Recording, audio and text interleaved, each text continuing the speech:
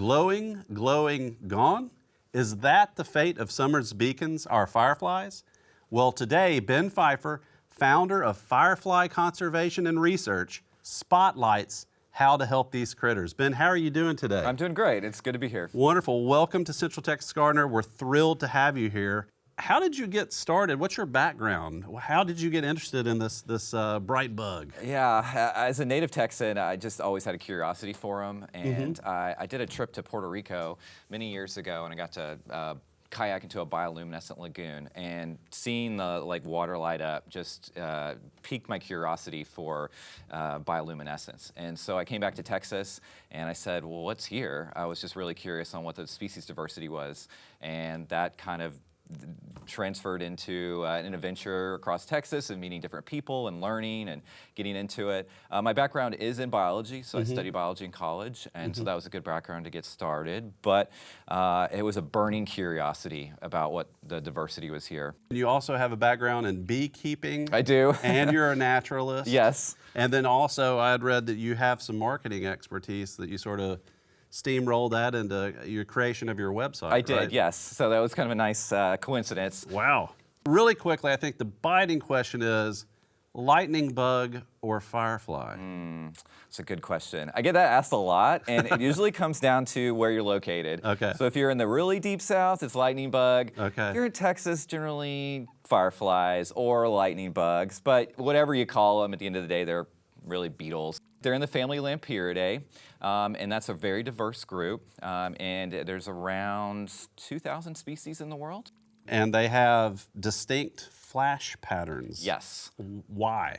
Well, each species has its own distinct flash pattern, and it's how they tell each other apart at night.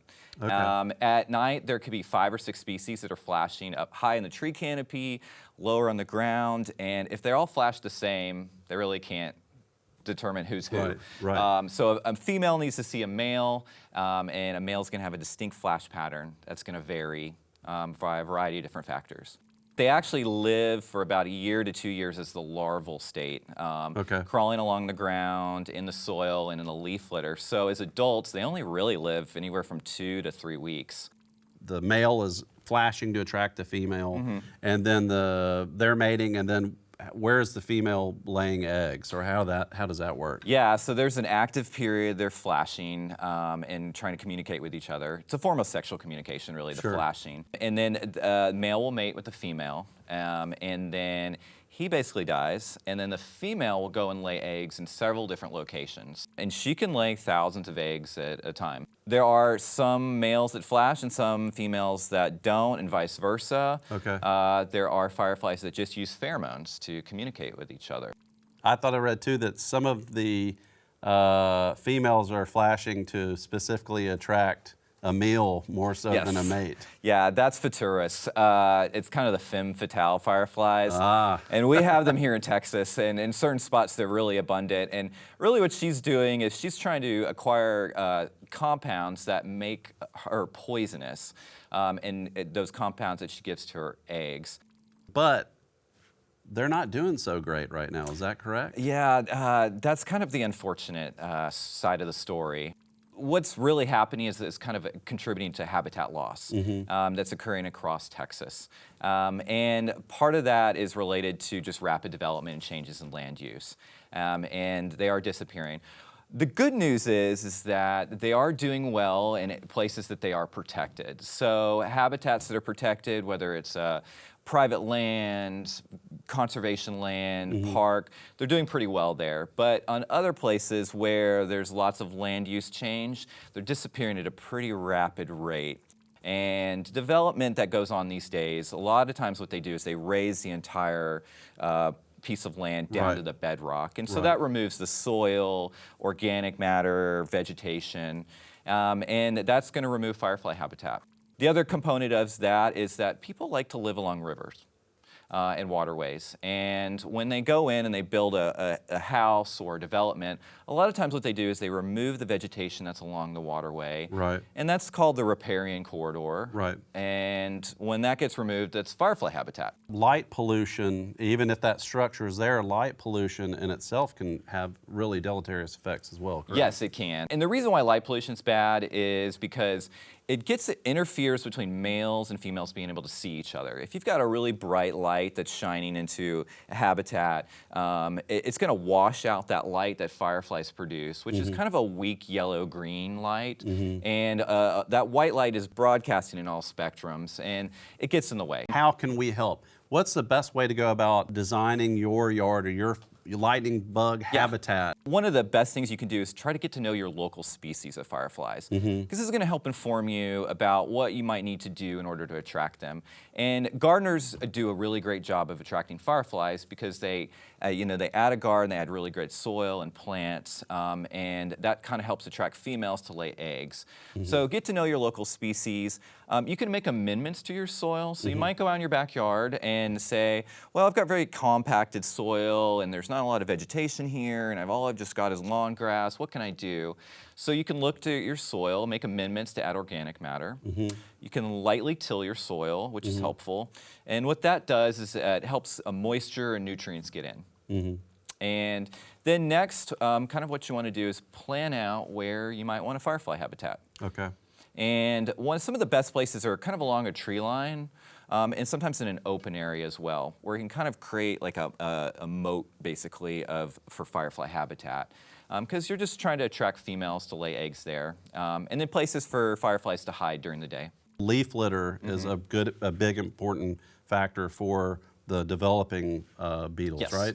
Yes. So leaving that leaf litter down. And then native plants, especially tall grasses and a biodiverse community is really important for them as well. It is. It helps retain the soil moisture. The roots go really deep down in the soil, and when it rains, they're pulling moisture up, and then it is keeping it there. Plants, do a good job of casting off like organic matter to help enrich the soil, and so that's beneficial. Okay, and some of those species like switchgrass, we have some two-flowered melic, native sedges, white bee brush. Those are just really good at really creating that structure for them as well. Yes. And also wood brush piles or decaying wood. How does that play a role? Logs and brush piles are beneficial because they occur along a riparian corridor. You think when a flood happens, it washes a lot of that down. It provides places for the fireflies to hide during the day. And it's a great place for females to hang out. And, fireflies are going to crawl underneath a log or under a rock, and that's where they're going to reside during the day to avoid desiccation. So adding that to environment to kind of create a firefly habitat in your yard is a great place to start for that. And the larvae eat the decaying wood as well, correct? They do. They actually eat the worms and the snails. Okay. Yeah. Okay. So they love those earthworms in the soil. That's one of their primary foods, but also the native snails that we have. Okay. And they're very predaceous, and they consume rapidly. So anything they find, they're going to do. And kind of what you want to do when you think about creating firefly habitat is you're actually creating habitat for the food that fireflies eat. Okay. Yeah, so the kind of pest insects, the stuff that kind of builds the soil, and so you want to provide habitat for the native earthworms and those little snails, and that's what's going to help keep the fireflies and the larvae alive. I want to mention you have the Firefly certification program, correct? Yes. How can folks go about doing that?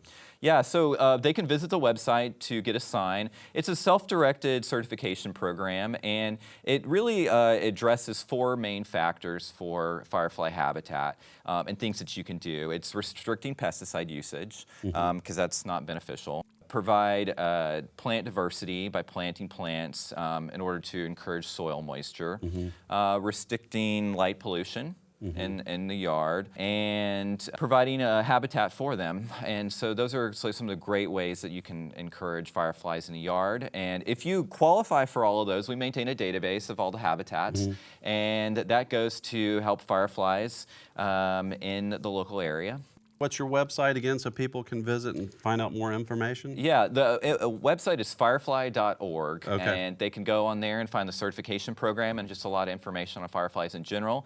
There's a Firefly field guide as well, and people can go, if they have any questions too, I can do habitat assessments, and sometimes I'll go and visit different spots. And if you know of any great Firefly displays, I'd love to know. Well, Ben, thank you so much for visiting us today. This has been a lot of information. Definitely go, folks, and visit the website where you can learn more about how we can help save these really glowing, friendly critters.